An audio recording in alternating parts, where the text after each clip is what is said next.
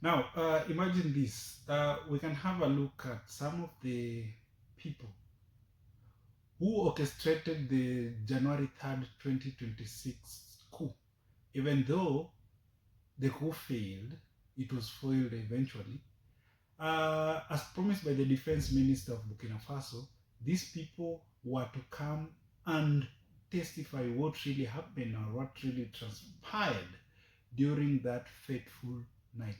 Now, let's just imagine, of course, there are so many people, but we have a list of people who are going to testify in relations to the coup that was to happen on the third day of January 2026. Now, let's have a look at this gentleman. Sergeant Yalbego Salfo, ID number 12-180-10-463.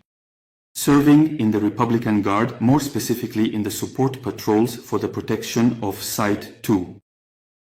About 2 weeks ago, an unknown number called me several times, but I didn't pick up. That's when, a few minutes later, my uncle El Hajwe Menga Ali, a merchant by profession living in Zignare, contacted me and told me to answer the call from that number, because he was the one who gave me my number to call me.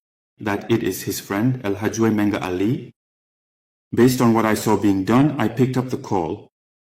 El Hajwe Menga Ali informed me that he wants to see me in a very legal capacity, so that we can see what time it is.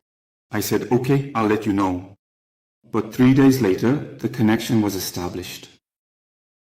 And it was at the Pearl Field in Ouagadougou on the east side of the field.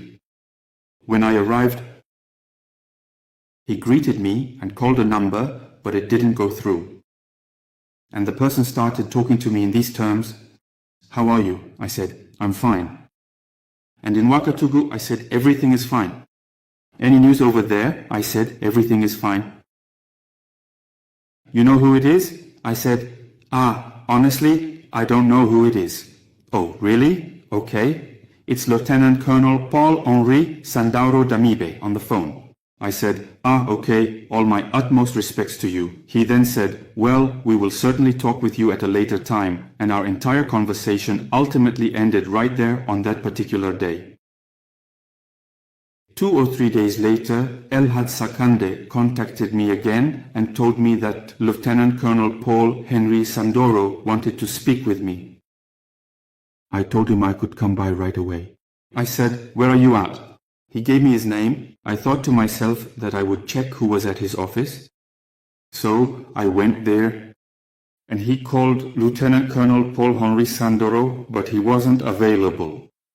Then Lieutenant Colonel Paul Henry Sandoro let me know that he's a soldier, just like us, like me, and he knows it's not easy. But you don't ask, but I have a task for you.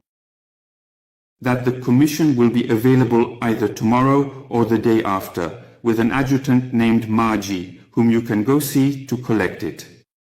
I wanted to thank him very much for the significant action he had just decisively taken, and he also explicitly specified that Adjutant Maji would thoroughly clarify some important things for me, providing additional crucial details. After our conversation, he hung up. That's when she then said, she made it clear to me that this was a coup d'etat project.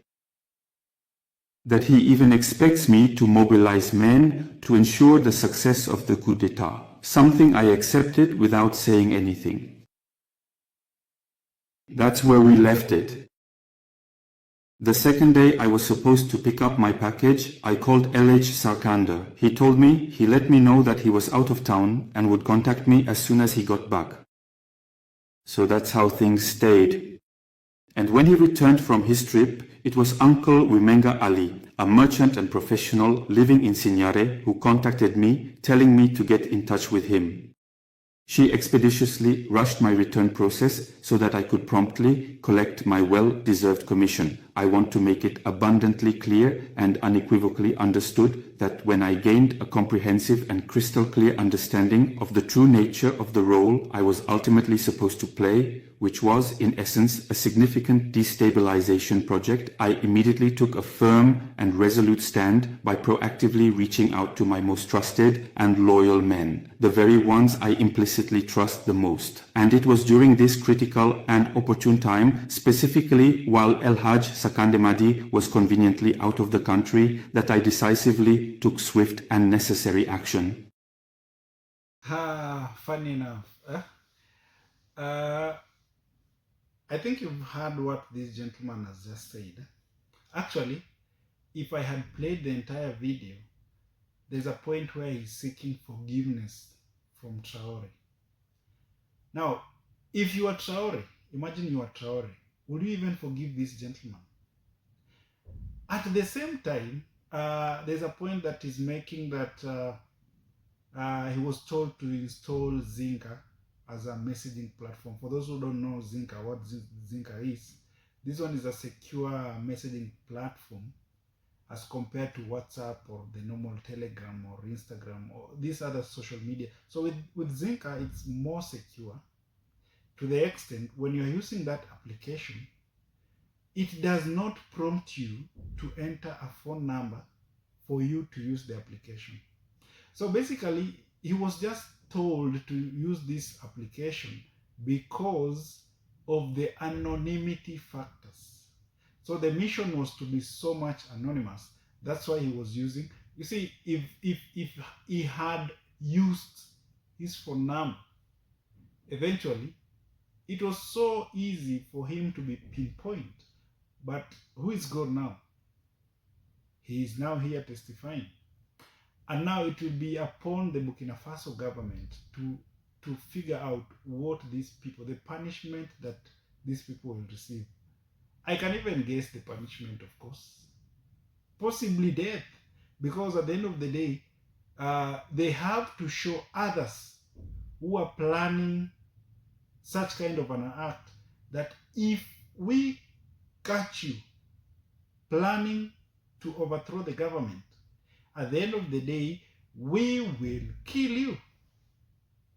Now, not the normal killing, of course. Maybe he can be taken to the court, and the court eventually will rule out that this gentleman, what he was trying to do was basically treason, and the punishment for treason is death. So maybe I may be wrong, but these people will be killed eventually. They might be killed because of the rules of Burkina Faso. Mind you, this gentleman who orchestrated this plan, the mastermind of this plan, was the one who Traore overthrew way back in 2022. So he was the junta president leader of Burkina Faso when he was overthrown by Traore. And mind you, it is not the first time for this such kind of actions to be seen. Way back, I think as at 2026, Traore has faced 2 assassination attempts, 2 overthrowing attempts. So, dear Africans of goodwill, those in Africa and those in diaspora, let's stand together. Let's unite for one purpose: to make Africa great again. Africa will be great. Africa must be great. If this one is not done, then we as Africans are done. Thank you for watching this video. Remember to comment, subscribe, and share this video. See you next time.